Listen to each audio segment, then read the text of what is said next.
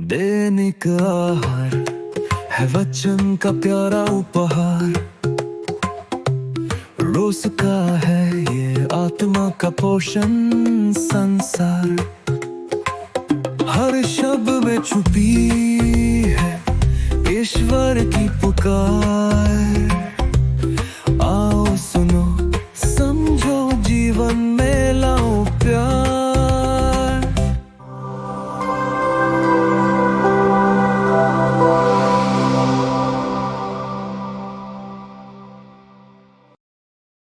मेरे प्यारे भाइयों तथा बहनों, आज हम सबों के लिए एक विशेष दिन है, राख बुधवार।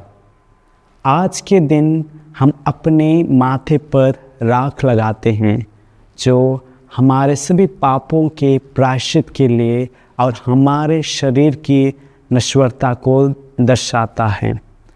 और इसी पवित्र दिन से हमारा प्रभु अपनी दुख भोग की यात्रा आरंभ करते हैं।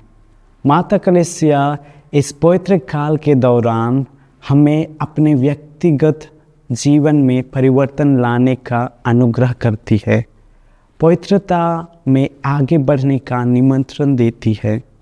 तो इस चालीसा काल में किस तरह से हम प्रायश्चित करें और एक पवित्रमय जीवन जिए। पवित्र बाइबल में संत मत्ती के सुसमाचार अध्याय 7 पद संख्या 1 में हम पढ़ते हैं, दोष नहीं लगाओ जिससे तुम पर भी दोष ना लगाया जाएगा।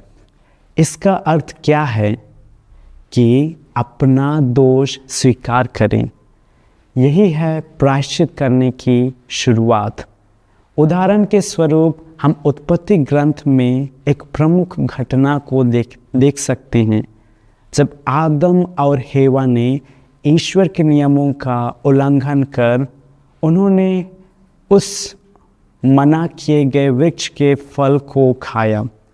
उसी दिन प्रभु ईश्वर वाटिका में आया और आदम को पुकारा, तुम कहाँ हो? तब वह उत्तर देता है, बगीचे में तेरी आवाज़ सुनकर मैं डर गया, क्योंकि मैं नंगा हूँ और मैं छुप गया। प्रभु फिर पूछते हैं, किसने बताया कि तुम नंगे हो? क्या तुमने उस वृक्ष का फल खाया जिससे मैंने मना किया था? मनुष्य क्या उत्तर देता है, मेरे साथ रहने के लिए जिस स्त्री को तूने दिया उसी ने मुझे फल दिया और मैंने खा लिया। प्रभु ईश्वर ने स्त्री से भी पूछा और स्त्री ने क्या उत्तर दिया, सांप ने मुझे बहका दिया और मैंने खा लिया। यहाँ हम देखते हैं कि प्रभु ईश्वर जो पहले से ही सब कुछ जानता था, फिर भी किस तरह से प्रश्न पूछते हैं। प्यारे मित्रों, प्रभु चाहते थे कि वे अपने अपने दोष स्वीकार करें और पश्चाताप करें कि यह अपराध मैंने किया है। लेकिन मनुष्य और स्त्री किस तरह से एक दूसरे को दोषी ठहराते हैं, और इसका नतीजा हम देखते हैं कि उनके साथ क्या हुआ।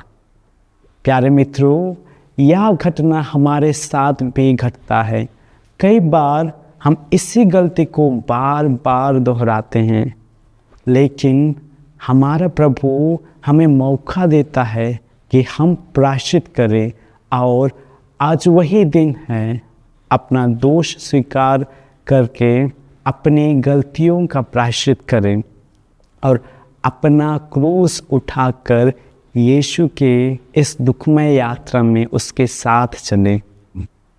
संत लूकास के सुसमाचार अध्याय 15 में हम ओड़ा पुत्र का दृष्टांत देखते हैं, कैसे छोटा बेटा अपनी संपत्ति को लेकर भोग विलास में अपनी संपत्ति उड़ा चुका था, और जब उसे प्रायश्चित हुआ कि उसने गलत किया है, संत लूकास लिखते हैं, मैं उठकर अपने पिता के पास जाऊंगा और उनसे कहूँगा, पिताजी, मैं स्वर्ग के विरुद्ध और आपके विरुद्ध पाप किया है।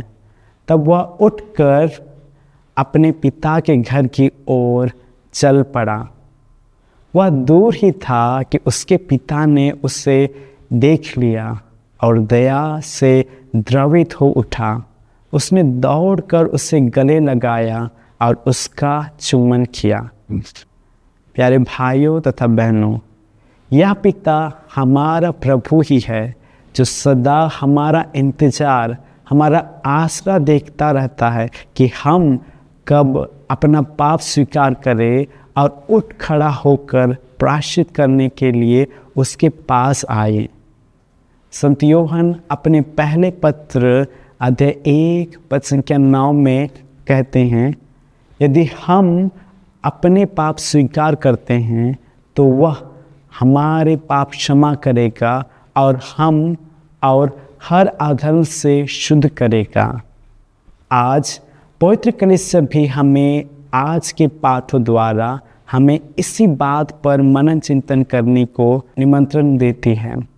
प्रभु यह कहता है, अब तुम लोग उपवास करो और रोते तथा शोक मनाते हुए पूरे हृदय से मेरे पास लौट आओ। अपने वस्त्र फाड़ कर नहीं बल्कि हृदय से पश्चाताप करो।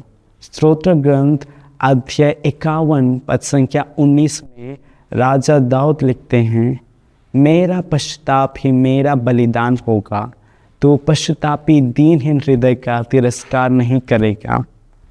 तो आइए मेरे प्यारे भाइयों तथा बहनों, आज के इस राख बुधवार के दिन हम भी यह बलिदान चढ़ाएं, हम अपने सारे पापों के लिए प्रायश्चित करें और इस चालीसा काल में एक पवित्रमय जीवन के साथ ईश्वर के दुख भोग में शामिल हो। आमीन।